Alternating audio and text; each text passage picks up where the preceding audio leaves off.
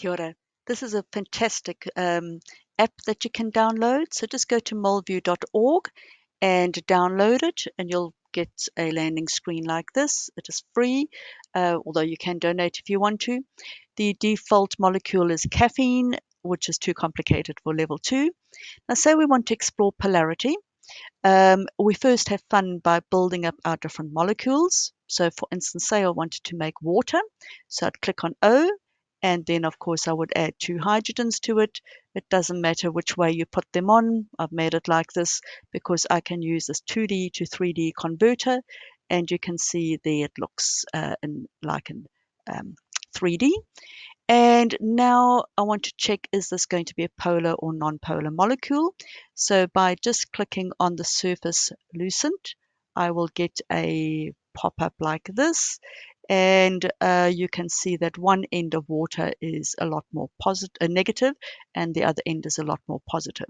You get these as well, just to say that the calculations may not be perfectly accurate, but they're good enough.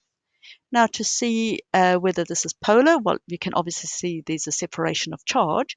But if you wanted to go down to the bond dipoles, because the hydrogen and the oxygen share those bonding electrons unequally, you can see there are bond dipoles or separation of charge in the OH bond here and the OH bond there. Because they're both O and H, they are equal, but they are not opposite, so they will not cancel. And so there will be an overall bond dipole, as you can see from that yellow arrow. It's quite a big one, so this is fairly negative and that's fairly positive. So this is a polar molecule because there are bond dipoles due to the differences in electronegativity, and they do not cancel out because the molecule is not symmetrical and the shape is not symmetrical, and therefore we have an overall dipole. Here are some others very quickly. You can do your own. So pH3 or phosgene, you can see that there are bond dipoles which are all equal but not opposite in direction. The shape and the molecule are both asymmetric, so we have a overall molecular dipole. This is COCl2, and again we have a very electronegative oxygen, fairly electronegative chlorines.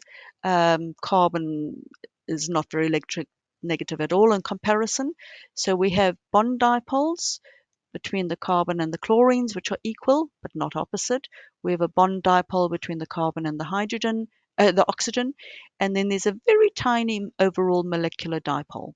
So this is polar, but not as polar as the one we saw previously. Here is one where it's the same shape of trigonal planar, but this is a lot more polar.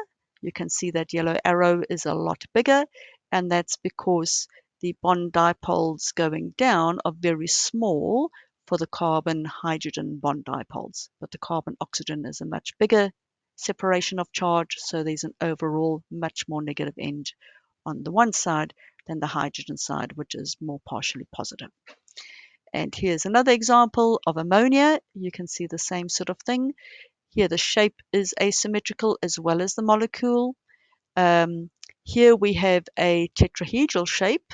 So the shape tetrahedral is symmetrical, but the molecule is not symmetrical because the carbon is bonded to chlorine and hydrogen. So the molecule is not symmetrical and there's an overall bond dipole.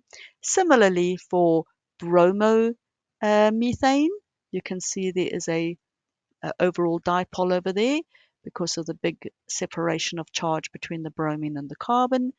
And similarly then for SO2, you can see this is again a bent shape with the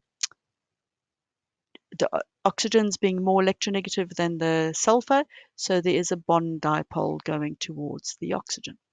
So have fun, make up any molecule you like, go 2D to 3D, check the JMOL, and see whether the molecule is polar or non-polar, and see if you can explain it. Kia ora.